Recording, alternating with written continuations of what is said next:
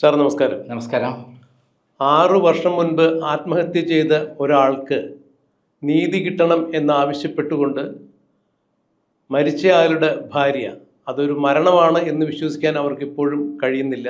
പറഞ്ഞു വരുന്നത് SNDP union Kanichukulangara union secretary ആയിരുന്ന വെള്ളാപ്പള്ളി നടേശൻ്റെ വലങ്കൈയായിരുന്ന KK മഹേശൻ്റെ ദുരൂഹമായ മരണം അഥവാ അദ്ദേഹത്തിൻ്റെ കണിച്ചുകുളങ്ങര SNDP ശാഖ ഓഫീസിലെ തൂങ്ങിമരണവുമായി ബന്ധപ്പെട്ട കാര്യം തന്നെയാണ്. മരണം കഴിഞ്ഞ് 6 വർഷം കഴിഞ്ഞിട്ടും അതിനെതിരെ ഒരു കേസ് രജിസ്റ്റർ ചെയ്തത് 4 വർഷം കഴിഞ്ഞാണ്. അതായത് ഇപ്പോൾ 4 വർഷം പിന്നിട്ടിട്ടും ഈ കേസിലെ പ്രധാന പ്രതികളായ SNDP union general secretary Vellappally നടേശനും അദ്ദേഹത്തിൻ്റെ മകൻ തുഷാർ വെള്ളാപ്പള്ളിക്കും SNDPയുടെ മറ്റൊരു ഔദ്യോഗിക ഭാരവാഹിയായ AL അനിൽകുമാറിനുമെതിരെയൊന്നും യാതൊരു തരത്തിലുള്ള നടപടികളും നിയമ നടപടികളും ഉണ്ടായിട്ടില്ല. ഒന്ന് ചോദ്യം ചെയ്യാൻ പോലും കേരള പോലീസ് വെള്ളാപ്പള്ളി നടേശനെയോ അദ്ദേഹത്തിൻ്റെ മകനെയോ സമീപിച്ചിട്ടില്ല എന്ന് പറയുമ്പോൾ ഈ കേസിൽ മരണപ്പെട്ട KK മഹേശൻ്റെ വിധവയായ ഉഷയെ നിരവധി തവണയാണ് അവരുടെ വീട്ടിലെത്തി പോലീസ് ചോദ്യം ചെയ്തത്. മഹേശൻ കള്ളനാണ് എന്നാണ് വെള്ളാപ്പള്ളി നടേശനും വെള്ളാപ്പള്ളി നടേശൻ്റെ മകനുമായ തുഷാർ വെള്ളാപ്പള്ളിയും ഇപ്പോൾ ആരോപിക്കുന്നത്.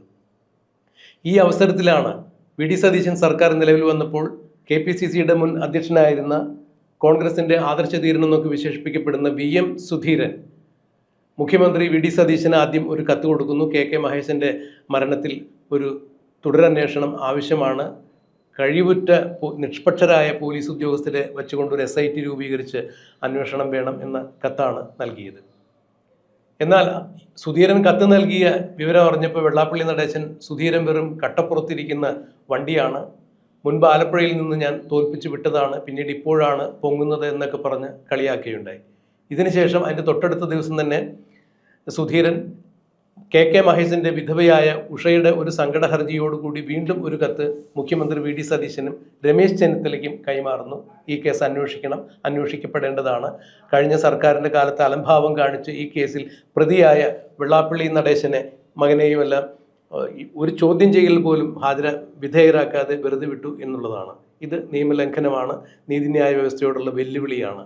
മൈക്രോ ഫിനാൻസ് തട്ടിപ്പ് കേസ് ഉൾപ്പെടെ നിരവധി കേസുകളുള്ള കുറ്റകൃത്യങ്ങളിൽ പ്രതിയായ വെള്ളാപ്പള്ളി നടേശനെ പിണറായി വിജയൻ ചേർത്ത് പിടിച്ചതുപോലെ UDF സർക്കാർ ഒരു കാരണവശാലും അത്തരത്തിൽ ചെയ്യരുത് എന്ന് VN സുധീരൻ തൻ്റെ കത്തിലൂടെ ആവശ്യപ്പെടുമ്പോൾ അക്ഷരാർത്ഥത്തിൽ സുധീരൻ വെള്ളാപ്പള്ളി നടേശനും, അത് അവരുടെ പൂർവ്വ വൈരാഗ്യത്തിൻ്റെ അടിസ്ഥാനത്തിലാണെന്ന് വിചാരിക്കാം, വെള്ളാപ്പള്ളി നടേശനും രമേശ് ചെന്നിത്തല എന്ന ആഭ്യന്തര വകുപ്പ് മന്ത്രിക്കും VD സതീശൻ എന്ന കേരളത്തിൻ്റെ പുതിയ മുഖ്യമന്ത്രിക്കും ചെക്ക് വച്ചിരിക്കുന്നു എന്നാണ് രാഷ്ട്രീയ നിരീക്ഷകർ ചൂണ്ടിക്കാണിക്കുന്നത്.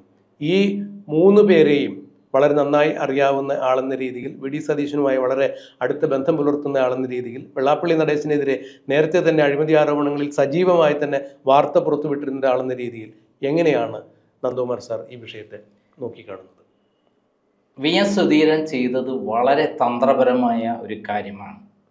അത് എരന്നു വാങ്ങിയതാണ് വെള്ളാപ്പള്ളി നടേശൻ. വെള്ളാപ്പള്ളി നടേശൻ VM സുധീരനെ കുറിച്ചുള്ള ആക്ഷേപം അതിൻ്റെ ലിമിറ്റും കഴിഞ്ഞ് അത് വളരെ വൾഗറായി തീർന്നപ്പോൾ VM സുധീരൻ അടുത്ത നടപടി എടുത്തത് നേരെ മുഖ്യമന്ത്രിക്ക് ഒരു പരാതി, അടുത്തത് രമേശ് ചെന്നിത്തലയ്ക്ക് എൻ്റെ ഒരു കോപ്പി, കൂടാതെ അദ്ദേഹം പബ്ലിക്കായിട്ട് ഈ കാര്യം വിളിച്ചു പറയുകയും ചെയ്തു.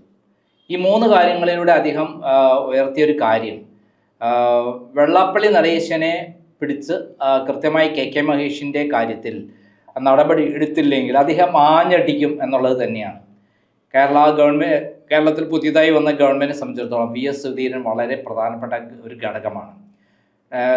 ഡൽഹിയിൽ പോയി രാഹുൽ ഗാന്ധിയെ കണ്ട് മണിക്കൂറുകളോളം സംസാരിച്ച് കേരളത്തിൽ ജനങ്ങൾ ഒറ്റക്കെട്ടായി VD സതീശനെയാണ് തിരഞ്ഞെടുക്കാൻ ആഗ്രഹിക്കുന്നത്, മുഖ്യമന്ത്രിയാക്കാൻ ആഗ്രഹിക്കുന്നത്, അത് ആക്കിയില്ലെങ്കിൽ വലിയ കലാപം നടക്കും, കേരളത്തിൽ കോൺഗ്രസ് പ്രസ്ഥാനം തന്നെ തമ്മിൽ തല്ലി തകരും, അതുകൊണ്ട് VD സതീശനെ മുഖ്യമന്ത്രിയാക്കണമെന്ന് ഡൽഹിയിൽ പോയി പറഞ്ഞിട്ടുള്ള ഒരാളാണ് VM സുധീരൻ. അങ്ങനെയുള്ള ഒരാൾ വളരെ കൃത്യമായി തന്നെ VM സുധീരൻ വെള്ളാപ്പള്ളി നടേശൻ്റെ ഏറ്റവും വലിയ ശത്രുവായ VD സതീശനെ തന്നെ കത്ത് ഏൽപ്പിക്കുമ്പോൾ അദ്ദേഹം കാണുന്നത് നിർബന്ധമായിട്ടും VD സതീശൻ നീതിപൂർവമായി പെരുമാറും എന്നുള്ളത് തന്നെയാണ്. എന്നാൽ അപ്പുറത്തേക്കുള്ള കടക്കുമ്പോൾ ആഭ്യന്തരമന്ത്രിയായ രമേശ് ചെന്നിത്തലയും വെള്ളാപ്പള്ളിയും തമ്മിൽ വളരെ അടുത്ത സൗഹൃദമാണ്.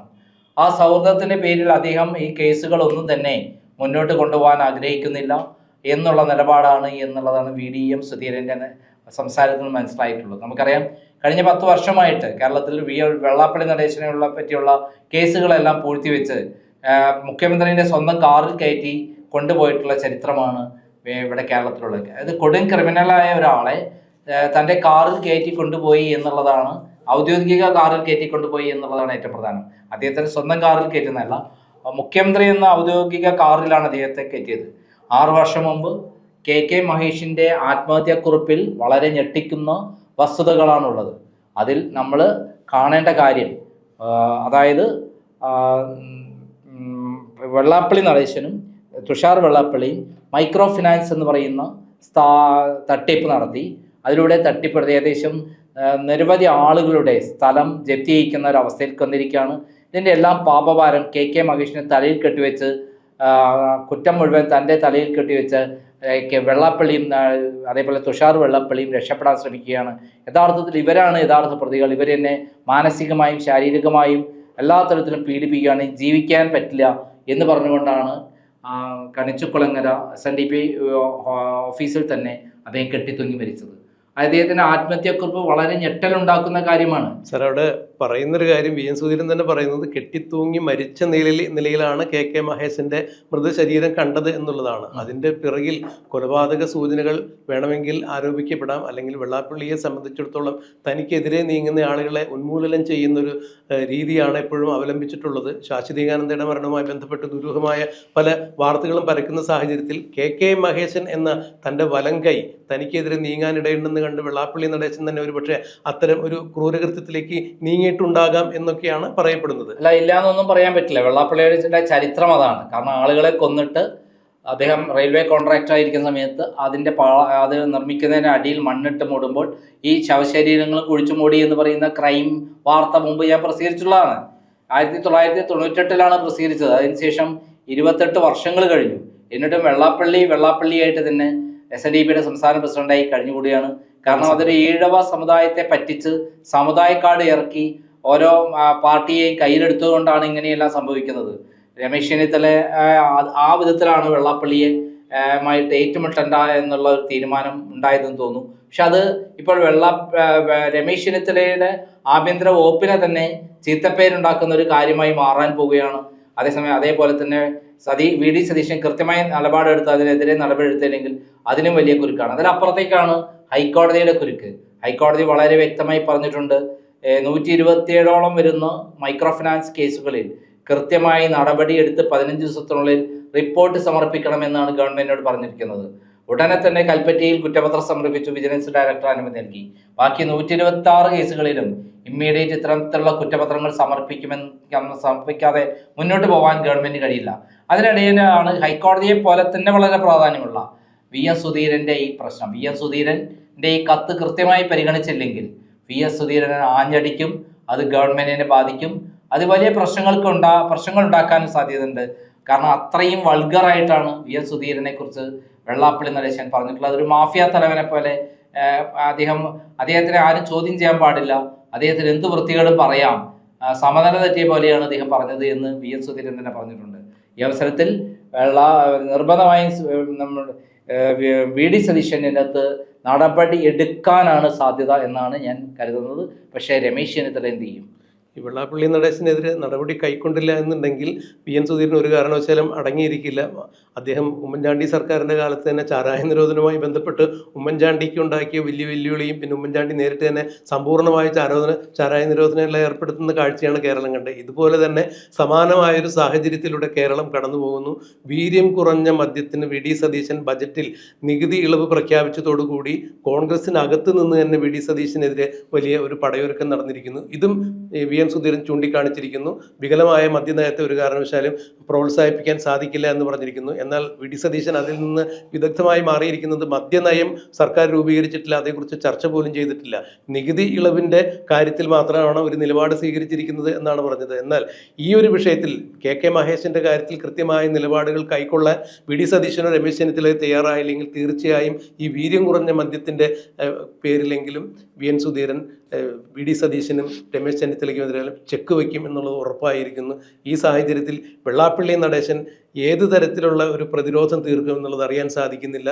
വെള്ളാപ്പള്ളി നടേശൻ ഈ കഴിഞ്ഞ ദിവസമാണ് പത്മഭൂഷൺ നൽകി രാഷ്ട്രം ആദരിച്ചത് എന്നുകൂടി പറയുമ്പോൾ കേസിന് ഇനി കുറെ കൂടി ഔദ്യോഗിക തലത്തിൽ വെള്ളാപ്പള്ളി നടേശന് കുറെ കൂടി പിടിച്ചു നിൽക്കാനുള്ള ഒരു സാധ്യത നിയമവൃത്തങ്ങളിൽ നിന്നുണ്ടാകുമോ എന്നുള്ളത് കണ്ടറിയേണ്ടത് തന്നെയല്ലേ. അതായത് മമ്മൂട്ടിയെ പോലെ പ്രഗത്ഭനായ ഒരു നടനെ ആദരിക്കുന്ന ചടങ്ങിൽ അതേ പത്മഭൂഷൺ കൊടുത്ത് വെള്ളാപ്പള്ളി എന്ന് പറയുന്ന ക്രിമിനലിനെ ആദരിച്ചത് വഴി മമ്മൂട്ടിക്ക് കിട്ടിയ ആ പത്മഭൂഷൺ പോലും വിലയില്ലാതായി. അതായത് ഒരു ഏത് ക്രിമിനലിന് പോലും പത്മഭൂഷൺ കിട്ടുമ്പോൾ മമ്മൂട്ടിക്ക് കിട്ടിയതിന് വില എങ്ങനെ കാണാൻ പറ്റും? അത്രയ്ക്കും അതിൻ്റെ വില കുറഞ്ഞു. ഇന്ന് അദ്ദേഹത്തിന് എയർപോർട്ടിൽ വരുമ്പോൾ സ്വീകരണത്തിന് ഒരുക്കിയിരിക്കുകയാണ് SNDP. വലിയ തോതിൽ പണമിറക്കിയിട്ടാണ് വെള്ളാപ്പള്ളി നടേശന് എയർപോർട്ട് മുതൽ കണിച്ചുകുളങ്ങര വരെ സ്വീകരണം നടക്കുന്നത്. എന്നാൽ അതോടൊപ്പം തന്നെ ഇന്ന് KK മഹേഷിൻ്റെ മരിച്ച ദിവസമാണ്, ആത്മഹത്യ ചെയ്ത ദിവസമാണ്. ഇന്ന് അവിടെയും ചടങ്ങുകളുണ്ട്.